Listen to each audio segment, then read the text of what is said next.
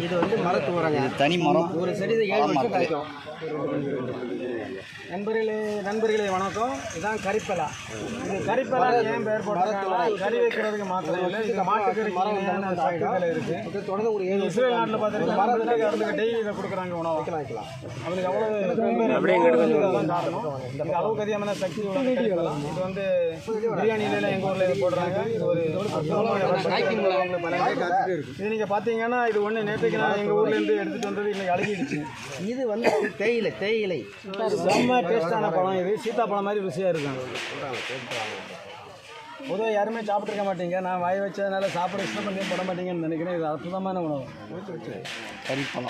கறிப்பழம் செம்மையாக இருக்குது. கொட்டெல்லாம் இருக்காது, கொட்டை இருக்கும், அதில் முளைக்காது, வேரில் தான் வரும்.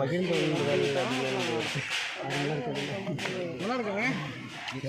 சீத்தாப்பழம் மாதிரி சாப்பிட்றீங்க சார். பழக்குங்களா சார்? எவ்வளோ நாள் விட்டா சாப்பிட்டு பழக்கம். மார்னிங் டிஃபன் வேற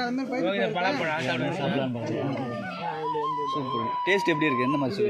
இது வந்து சீத்தாப்பழத்தை மாதிரி தான் டேஸ்ட் போடுது. இது வந்து கட்டாயம் சர்க்கரை நினைக்கிறேன். தூரப்பு இதில் கொஞ்சம் அதனால இது அற்புதமான உணவு தான். 1 ரூபாயே போட்டாலும் வந்துருமா? அதுக்குலாம் 100 ரூபா தான் இருக்கும்.